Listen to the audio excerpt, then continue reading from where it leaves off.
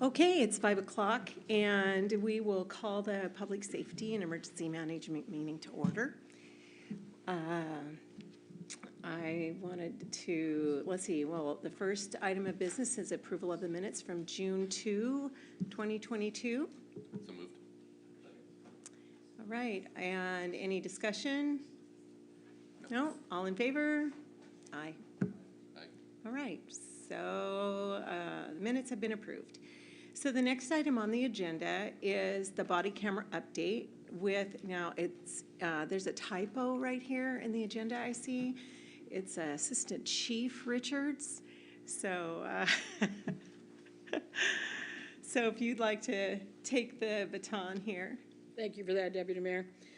Body-worn cameras are proceeding.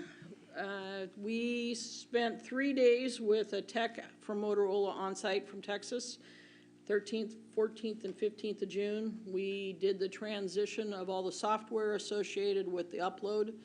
He inspected the vehicle transition we're doing from the current in-car cameras to the combined in-car camera and body-worn camera system. It involved some mounting, some wiring, and also some software updates. We also did train-the-trainer training. Instead of bringing all of our staff in, we're going to have individual officers who are going to be our super users that are going to train the members of their team. We also did training with the evidence. Administration went through training, and then also a big component was the redaction associated with the body-worn camera videos. We had both city staff and PD staff involved in that, so that when there's public disclosure requests or other associated for even the prosecutor's office, there's going to be required redaction, and so that was completed. Right now we're waiting on the final completion with the Police Guild, their contract, and once that's signed, we'll have about a 2 to 3 week transition time to move all the other cars into the new configuration. We just did a couple of them, and the rest of the patrol vehicles will be upgraded to the new system, and we'll be ready to go.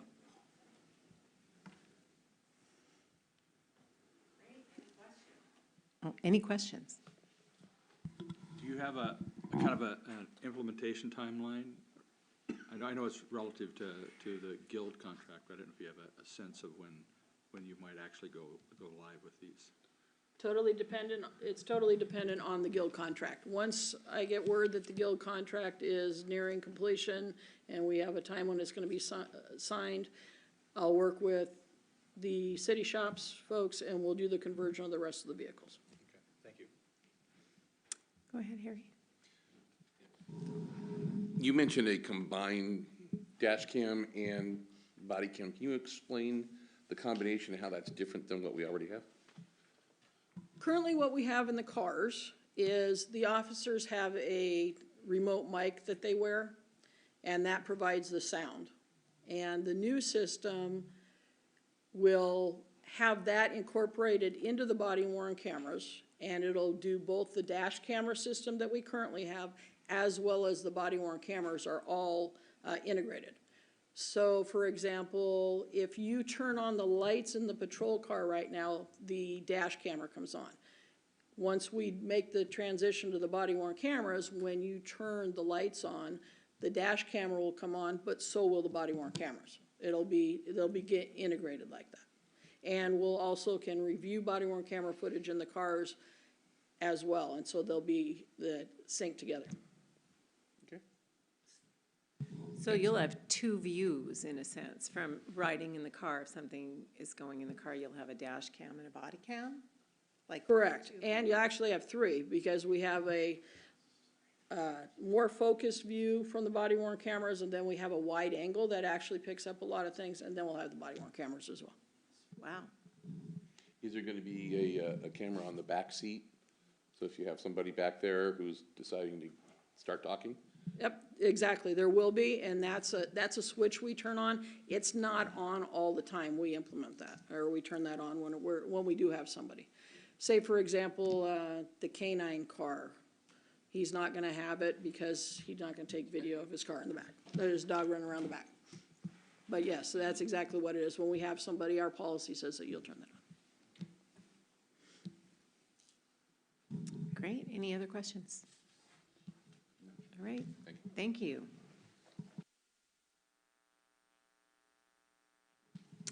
Okay, and next is a summer events update, and that's also with the assistant chief. Thank you. Recap of the 4th, went well. I hope all of you enjoyed your time, whether you came down to the marina or were watching from your deck.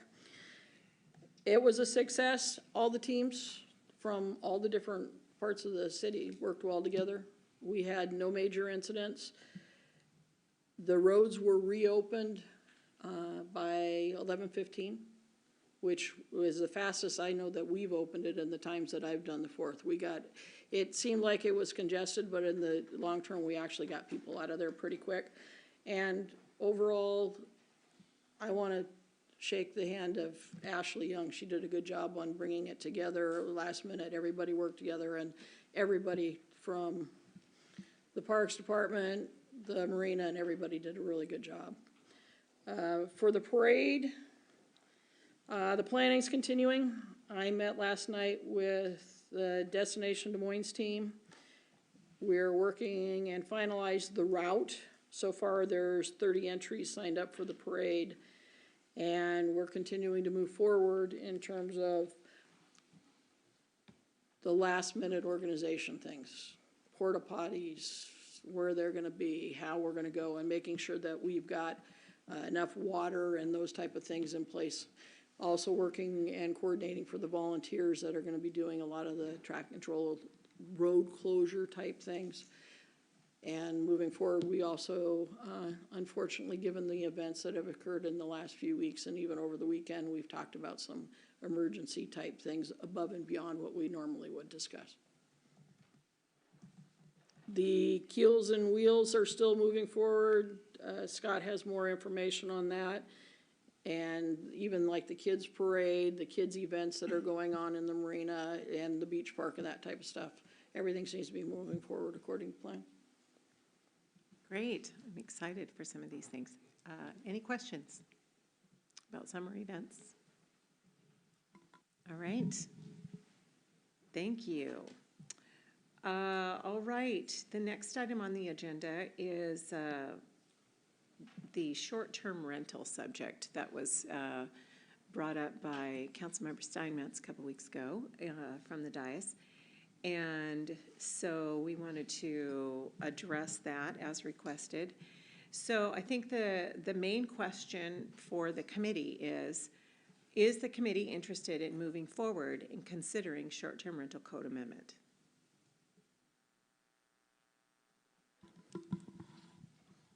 I think for me, we need to be sensitive of the current year's workflow and what's going on with that, the work plan. What I'd like to have a little bit more information on the number of incidents, and if we see a pattern with short-term rentals, and if there's issues, then I think investing in time. But I think I need a little more background on that before we go into a full-blown launch of it. So, In other words, well, you're so it's a little more of the impetus for bringing this forward. I understand a little bit of the background, but do we see a trend of problems in short-term rentals? And will it be just with the short-term Airbnb type of things, or are you looking at how do apartments and folks like people that rent houses, all those types of things, how inclusive is it, and is there some sort of delineation between these different types of rental properties? So there's a lot of questions that I have that I don't know the answers to. So I think it's probably worth a talk with certainly the chief and that side of the house in terms of what we need to do if it's a viable project. Go ahead. Okay. Yeah, just a couple of things to sort of bring forward to you. We don't have a clear picture in our community of how many short-term rentals are out there because there's no real enforcement of them getting a business license. And, you know, that's why one of the first things that I proposed to take a look at, and, you know, I'm kind of proposing to take a look at things, not necessarily be prescriptive about it, is, you know, make sure that there's a pretty substantial fine if they don't go get a business license and set this business up properly.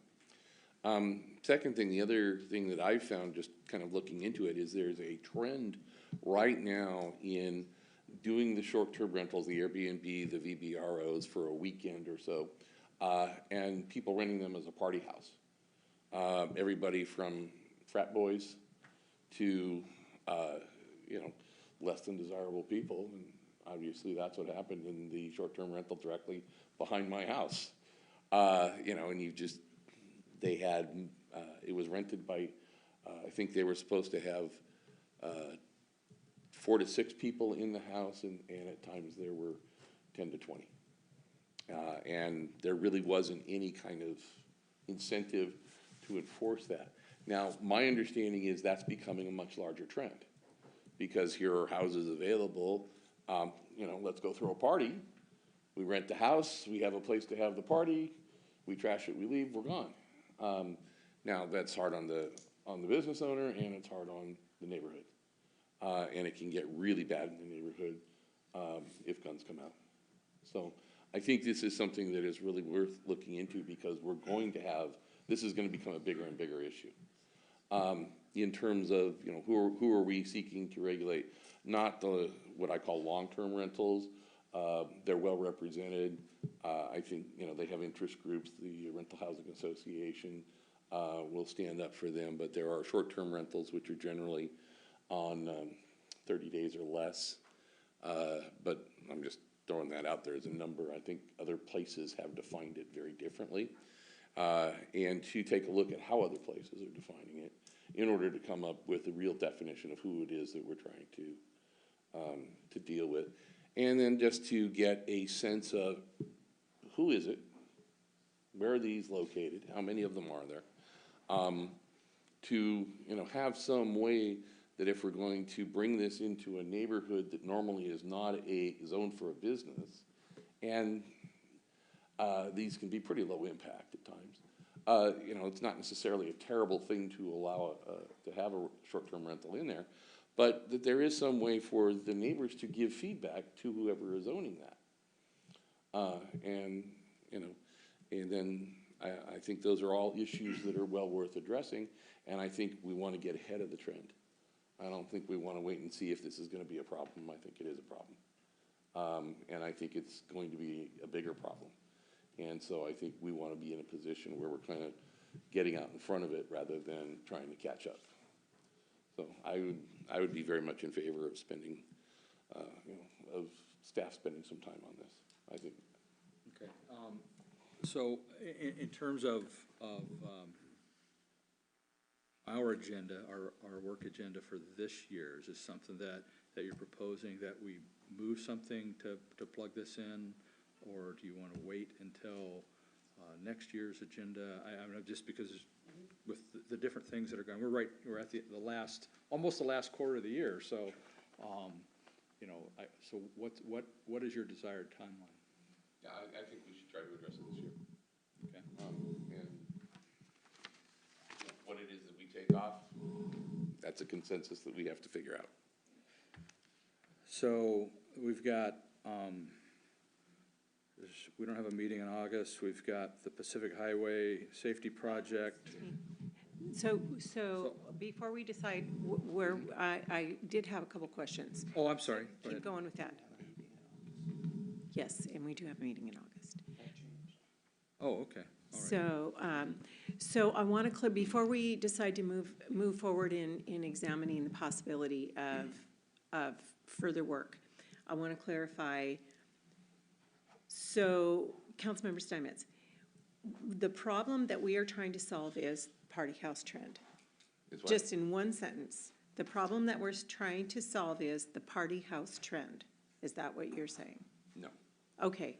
What's the problem by moving forward with this, first of all, it would be a research project to gather information. What is the problem that you're trying to solve? Yeah, to identify the people that are operating short-term rentals in our community.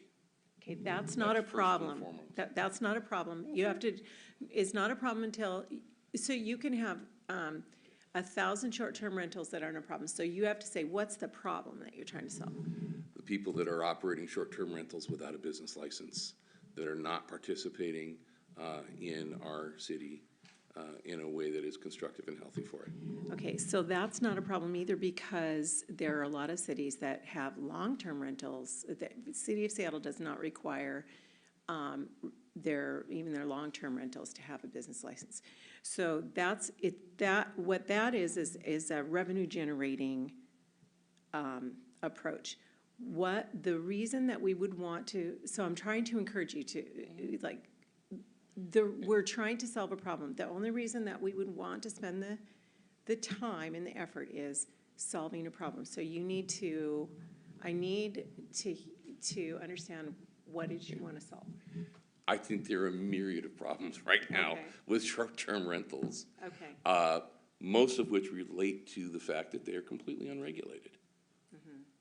And that can be everything from the party house to the fact that we just don't have any way for them to, we don't enforce any requirement that they register as a business, within our city.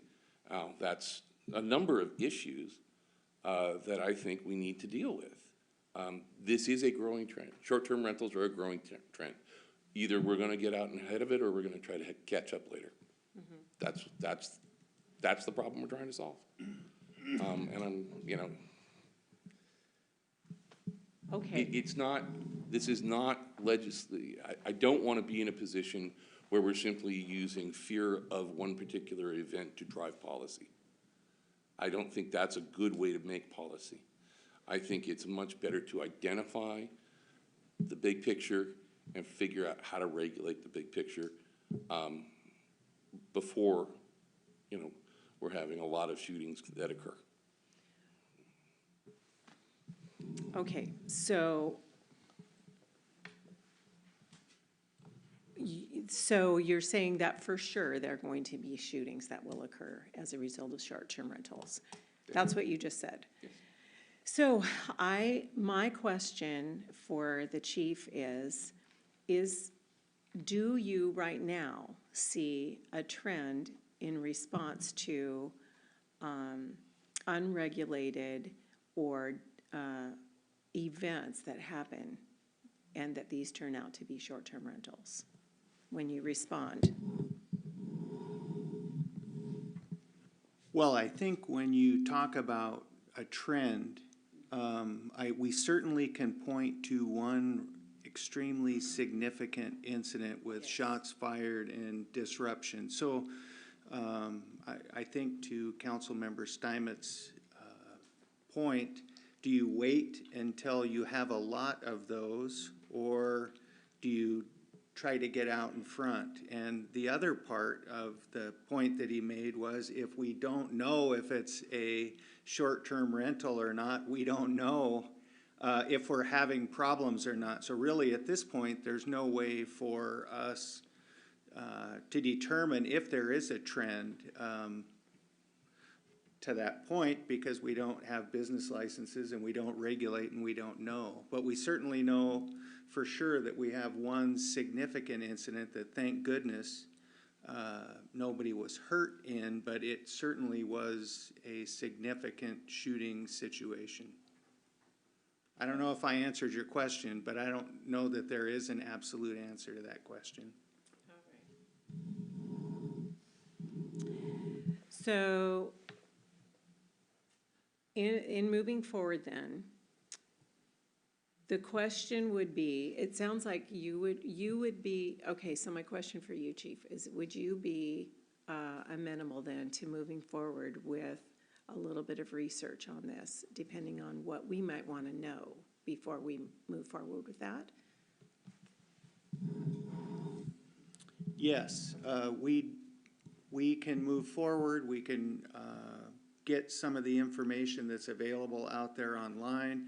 There are several cities that do have ordinances that deal with short-term rentals. We can gather that information and data and provide it to this committee. Then I would suggest if you guys wanted to review that information and then make a determination whether you want to go to the next steps after you see what's out there would be my suggestion.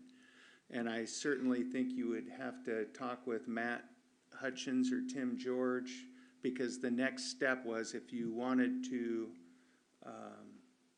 look at making an ordinance, that would be something that we could help provide the research for, but it would make sense if their office is available to do that, to then pass it off. But I can definitely have my staff do some research, and we can provide you with the data and the information, and then you guys can make the decision from there where you'd like to go, is my suggestion.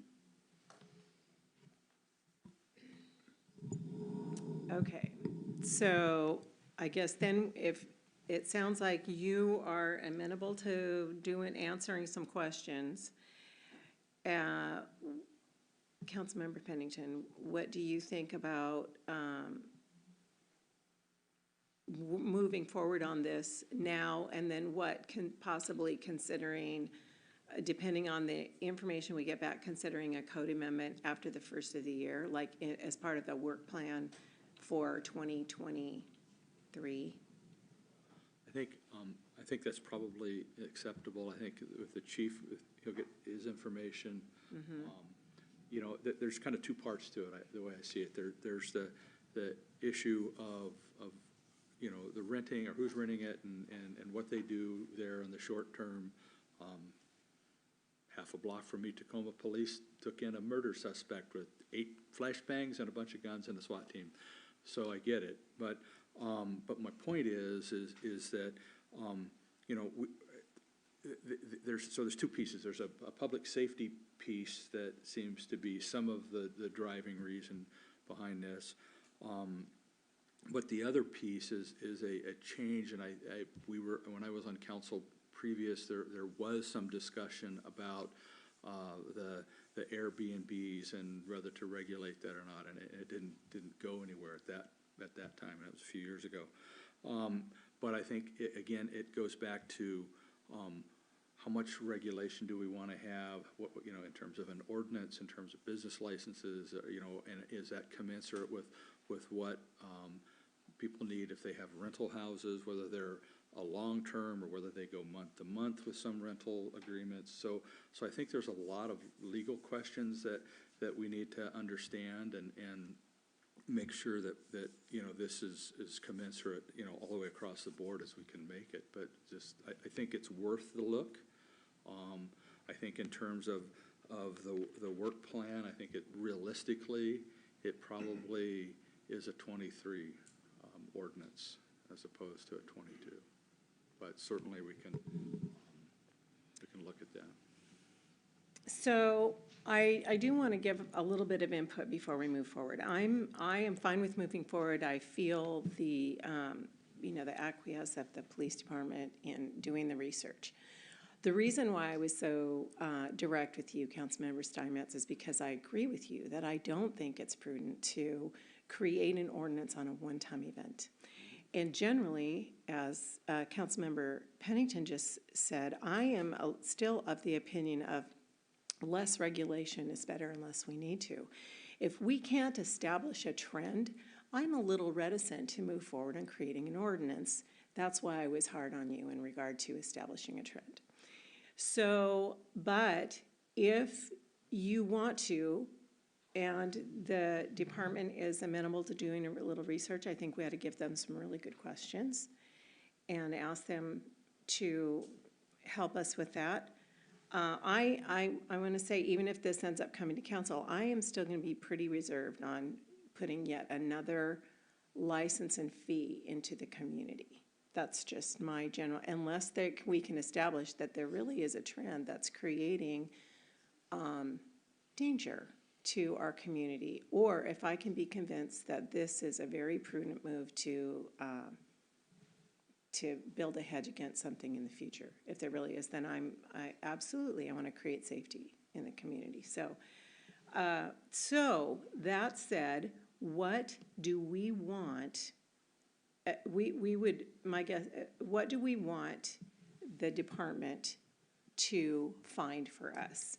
So here are, I would like stats on pros and cons.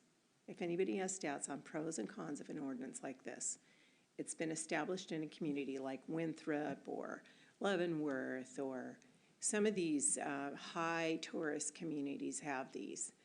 And has there been a problem? I would like to know, what problems will it solve? And what will it prevent? Those are my three questions. I want pros and cons. What problems will it solve, and what will it prevent if we have this ordinance? Do you gentlemen have anything that you would like to know? If I may. Yeah, I think we need to have a good definition of what is a short-term rental. I think there are probably a lot of definitions out there, but I think we need to be very clear about what that is. Two is, are there businesses in our community that otherwise are not required to have a license? Because I always thought if you had a business, you had to get a business license. And I don't necessarily think the application for the business license is onerous on somebody. I think you make the penalty for not complying onerous.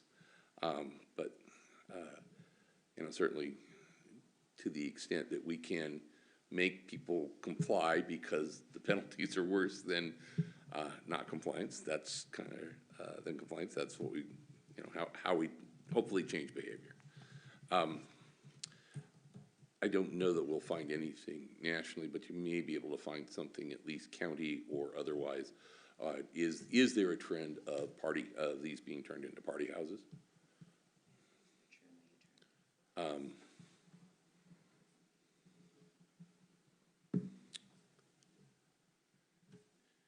And a subgrouping of that, of course, is, you know, how many of them turn violent?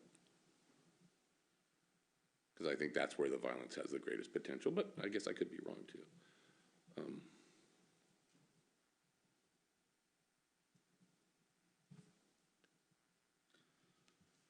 And then, yeah, and then lastly, Airbnb and VBRO have standards which their members, I think they are supposed to follow when choosing who to rent to. How enforceable are those standards? Are they effective? So we kind of need to review what already exists within that rental contract. And does it need, I mean, to sort of answer the question, does it need some local regulation to make it really work? Does that make sense? Thank you, Councilman. And do you have anything? Yeah, so a couple things for me. I guess I would be curious if there are any examples of other agencies or cities, I guess, that have had issues, and if they started some regulation in this Airbnb market, and if there was a significant decrease in issues relative to the regulations that they put in place. So, in other words, did they find their way out of a problem? I don't know that that's probably realistic, but and then in terms of internally, who's going to be responsible for enforcement? What kind of impacts are we going to have on staff time relative to monitoring the licenses and that type of thing? So you know, just the holistic, all of the different pieces. There's probably several that I'm not aware of that happen when it comes to this, because you've got alarm system enforcement and regulations. You've got all these other ones that people do. So what does it take to, and what type of staff impact is that going to be at the end of the day? And then if you have an idea or a sense of you know, is the time spent on this going to be of value in terms of because I think if you're gonna go down this road of enforcement, you need to look at fees, and you need to look at fines associated with that, and what type of revenues are generated, and is it worth our time, worth staff time? Do we get a return on that in terms of a decent offset or not? It may not be worth that, and I think some of those other answers in terms of the viability of actually creating an ordinance, you know, if we look at these other trends in terms of issues and that, so. And I guess you could compare that to you know, what goes on in other rental worlds, you know. I mean, I don't know if there's a comparison there, short-term versus long-term, I don't know, but there could be. Just a lot of unknowns. There So are, it's and I whole see new that- thing. I mean, it's a. Go ahead. I'm sorry. Yeah, I think there's kind of a misconception that short-term rentals and long-term rentals are the same thing. They're not. Well, Short-term rentals are competing with hotels. Short-term rentals are competing with motels. They're not competing with long-term rentals. Those are two totally separate markets. And I think that the information that we get needs to understand the two different markets, and stay away from the long-term rental comparison, because it's not a valid comparison. And that's a fair statement. But then I would say, what about our motels, hotels, and what issues do we have there, and what regulations do we have with them? They all have business licenses, and so, you know, what's the rate of incidents that occur there in the short-term market of hotels and motels? And there does, you know, I just wanted to address the what other businesses question that you had. You know, sometimes the state of Washington, for example, does not require long-term rentals to have a business license, or mom and pops to have a business license. So we do run into, even in our city, if you don't have a UBI number, so you're allowed to do this activity even in the state of Washington, without a UBI number. So then what our city is doing is saying, well, the state doesn't call this a business, but we're going to force you to get a business license, and you don't have a UBI number. That does run into some tedium with our finance department, though I think that they're working through that. But I'm just saying, yes, sometimes that does happen, where legally in the state, you can have this activity and not have a business license. And so I also do see with our asks that some of this seems to cross over possibly with other departments. And so I don't know where we go with asking the city manager, or leave that to you to say, you know, hey, this isn't really my wheelhouse. This belongs in community development or something like that. I guess we kind of put that on your plate and ask you to work that out, or would you like to put that back, some of these things back on? Well, I just counted them up, and the minor research is 16 different questions that you guys have asked. We can do the best we can with what you have asked, and I think we can give you enough information for you to then make a decision if you guys want to go further or not. So I think with what we have, I'm not going to promise I can answer every one of the questions. We will get to work on this, do the best we can, and at least give you some information with what we can come up with for you guys to decide if we want to continue further into this. Okay. I'm good with that. Thank you so much, Chief. Any other questions or comments? Jennifer? Nope. No? All right. Okay. Good discussion. All right, the next item on the agenda is emergency management. Oh, that was deleted because Shannon is not here. So looks like we're to the end of the agenda unless we have any further questions or issues that somebody wanted to bring up. Yes, Chief. Yes, I have an issue that I would like to bring up. I was recently contacted by the King County Public Defenders Association, and there is some money left over or available through the King County Mid Mental Health tax through King County to fund the LEAD program, Law Enforcement Assisted Diversion, or it's also known as Let Everyone Advance with Dignity. And so we've been in some discussions with that group. Lisa Dugard is one of the executive directors of that.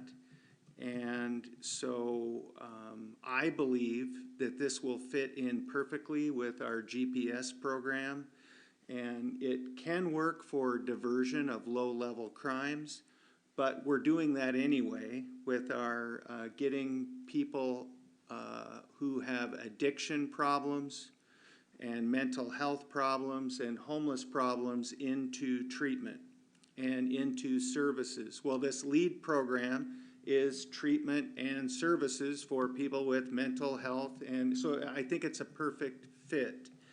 So in order for us to be eligible for that money, we need to enter into an MOU with the county and various groups. So I have requested through the city manager if we can give a presentation at tonight's meeting. And there are going to be 2 people at tonight's meeting as part of the administrative report. The lead program director, Tierra Dearborn, will be here giving a short presentation, as well as Chris Cates from Multi-Services Center, which is one of the providers for these services. They will give a presentation at tonight's meeting at the administrative report, and then we will ask at the next meeting to present the MOU and hopefully get us signed up. There's no financial cost to our community to get these services, and then it sounds like it's very likely that if we get in relatively quickly, have some successes, that we likely would be fully funded for next year. So again, this is really at no cost to our community, but it provides an outstanding service to those that need it, can cut down on our court prosecution, jail cost, and really preferably we would do this before it even got into the system, and it's set up to be able to do that, getting people help. So I think it is very consistent with what we're trying to do, and it's a great opportunity for us. So I wanted to let the committee know, and it is on a very short timeline because we were just contacted and provided with this opportunity, but I felt it was probably too good to be true to let pass by, and I wanted to give it a shot and run with it. So we've got some great help today from Matt Hutchings. I've talked with Tim George, talked with the city manager, and I think this is a great opportunity for our community. So I wanted to bring that up in this committee so you're aware of it. So your actions will be for next week's council meeting? Or you're going to have a meeting, you're going to have a presentation tonight, but you're going to make the request on the 14th? Right. I think we didn't want to let you know and ask you to vote on it and have a decision in the same meeting. But the next meeting, we would hope to take action because we only have money through the end of this year. And the longer we put it off, that's money that we don't have the opportunity to utilize for services. So I did ask the question if we weren't funded what this cost would be, and it's about $400,000 per year to our community. So that means with half the year left, we have $200,000 to spend in services to people that need it. So the longer we wait, the less money we have available, and the longer it takes to get it going. So that's why I'm pushing it so hard. Okay, thank you. Yeah, Chief, just a couple of questions so I understand it. Is this an opportunity to get more providers involved so that we have more places to send people? Is it an opportunity to get more people from our community who need these kind of help? that, so is it increasing numbers or opportunities for treatment? Yes. All of the above? Yeah. Oh, that's awesome. Yeah. Okay. Yeah, so, it just wasn't, I wasn't quite clear whether we're just talking ability to fund more people or having a broader array of providers available. It's almost entirely for the provider side. We're the avenue to get people into the treatment, and these are the treatment providers and the funding to make that happen. Okay. Great, thank you, I think that's a great idea. And I appreciate you having a little space in between Yeah. presentation and the ask, so, thank you.